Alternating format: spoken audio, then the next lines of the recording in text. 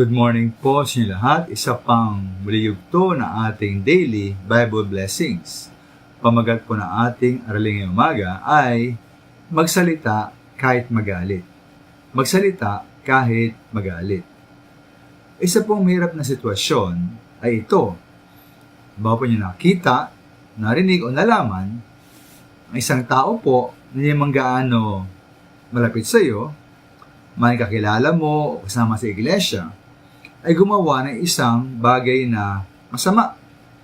Ngayon po, sabay pagkasabihan mo, alam mo na dapat mo siyang pagsabihan dahil may siyang ginawang masama, wait, paano kung magalit naman siya?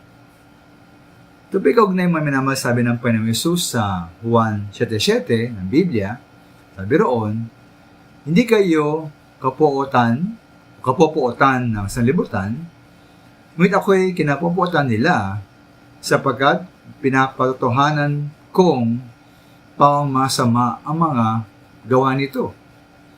Dahil nga po sabi ng Panginoong Yesus, ang kanilang mga kasalanan at pinuna ang kanilang mga kamalian, siya po'y kinapuotan ng kanyang mga kaaway.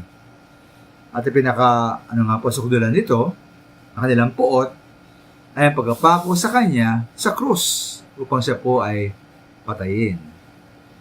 Ito rin po mga naranasan ni Pablo o sa mga taga-Galacia, na sila po ay pinuna ni Pablo dahil sa kanilang paglayo sa katotohanan at tila pagtanggap ng iba at maling aral. Ayon po sa Galacia 4:6 ay poroon, ngayon, ituring ba ninyo akong kaaway dahil sinasabi ko sa inyo ang katotohanan? Ngayon po kapag ayaw natin ang sinasabi ng isang tao sa atin, kuminsan pati ang nagkasabi ay ayaw na rin natin. Ay natin sinasabi sa atin, pati ang nagkasalita, ayaw na rin natin.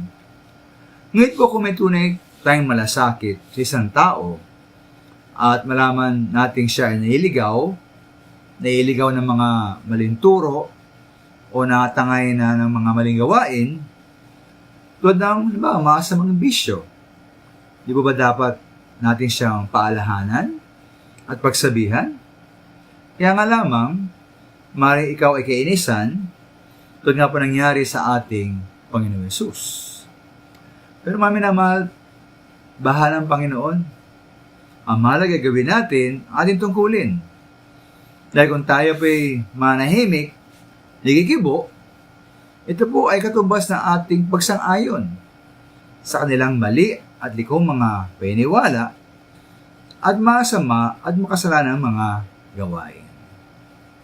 Kaya tayo magsalita, tayo magsaway, tayo magpuna, kaya sila po ay magalit sa atin. Maraming salamat po.